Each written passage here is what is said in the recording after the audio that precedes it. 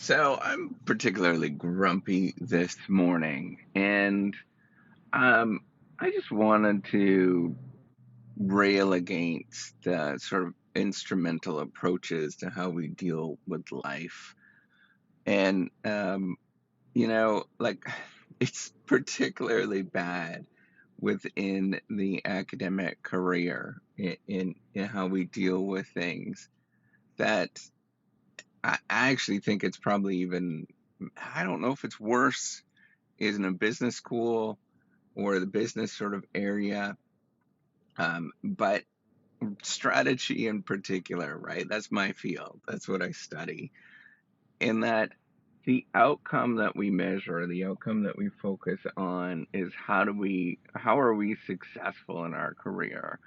Or how are we making more something, whatever that something is? And almost always it's how are we making more money? And this approach I've always been extremely uncomfortable with. Um, I remember even in my undergrad when we used to talk about efficiency. I was an engineer in my undergrad, and we used to talk about the ultimate goal is efficiency. And I get it. I get that you're producing more with less cost, but there's a lot of nuance with all of that. And I'm particularly grumpy with treating people in an instrumental way, right? And the career in academia is all about being instrumental, thinking about how you can get ahead and produce more by being instrumental with other people, by having basically fake relationships with other people, because you know that networking is super important to your career. That if you have superficial understanding of different topics and things, then you can produce that much more because you shouldn't have to read. I mean, it's taught that you don't read scientific articles, right? Like that. That's the going sort of consensus. You don't actually read them. You look at just key features of those particular articles, right? And that's not what the original authors intended. It's taught to not do anything that is sort of giving because it slows your career down. So all of the things that are sort of under there's a lot of nuance with the career, right? We have this sort of structure which is peer review, where you write an article and you send it off to reviewers, and those reviewers anonymously review that. Nobody knows who those reviewers are, only the editor knows who they are. And those reviewers get zero credit, right? And so there's no incentive for people to A, provide good reviews, B, for people to actually be reviewers. There's a lot of people that just don't do that. And so then and the reason is people are just being instrumental, right? They're looking at the career as it is, and they're trying to maximize their quote unquote efficiency or productivity or whatever you want to call it. And there's all these kind of things. This is the thing. This is what I reel back about with efficiency. And everybody knows this, right? You talk to the people that actually sort of create this kind of stuff. They couldn't do the career, and so they switched out of it and are doing like creating the actual metrics and all of those kind of things. Like, I'm just saying it like it is, and everybody understands. I'm not trying to be mean in any sort of way, but we all know that this happens.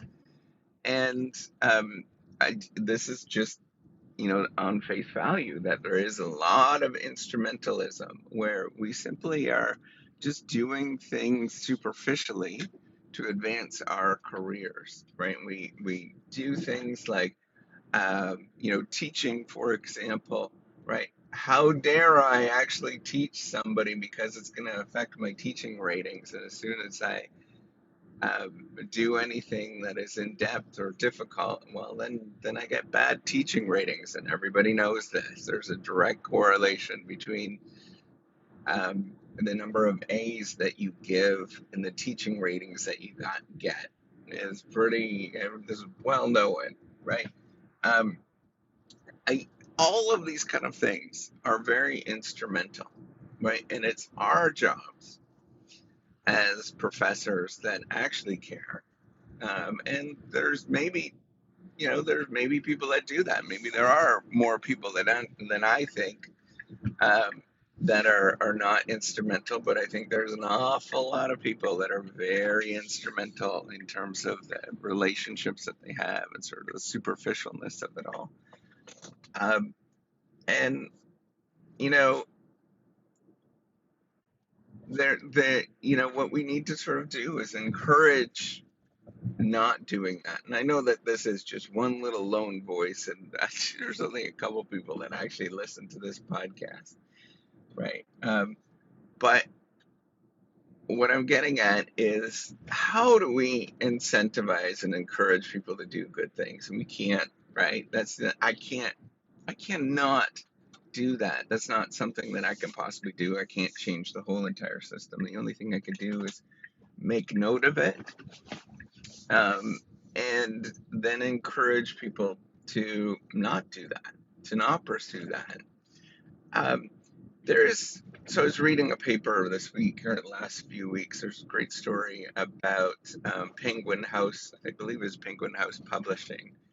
In that there was a change in how the logics actually happened. This happened in the publishing industry that was really focused on quantitative metrics and productivity and producing papers or producing books that only make money. And there was this one editor, right? And I think she became she was the editor of Readers Clearinghouse or something like that. I can't remember which one it was, but she was getting a lot of flack. She was pressured out, and she eventually was, more or less fired from her position for standing up and focusing on just having good writing.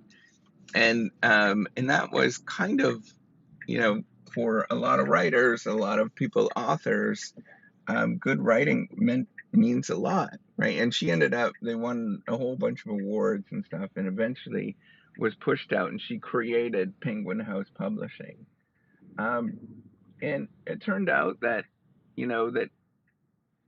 that was the driving force behind that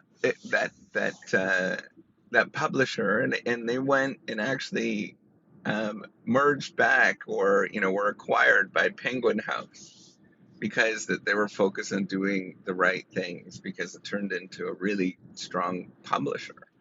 I think that's what we need to sort of focus on. And a lot of it is the sort of short-term, long-term benefit trade-off that we all make, right? In the short term, things are much better off to sort of do the instrumental stuff, right? But in the long term, thinking about what's right, doing things that are right, that frankly are not in the short term, and they rub against the short term, and sort of say that this is not the right thing to do in the short term. That if we do that and we encourage those things, right, in the long run, it often pays off. And it pays off with a larger audience and all of those kind of things that, perhaps we want. But here's the thing, is that in the short term, you might not survive if you do this, right? It might be actually a really bad thing to do this. But the only thing that we could do is, just encourage that and keep pushing forward, given the constraints that we actually have. And there's nothing I could do about it other than just speak openly and say, nah, this is not the right thing to do at this moment. We need to be a lot more different in how we treat things, and focus on not instrumentalism.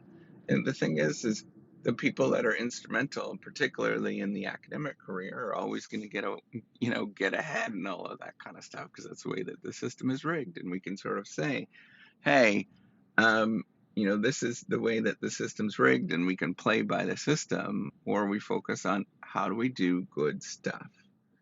I guess I am forever imprinted. I watched this. It was just in my first year of university, A Beautiful Mind.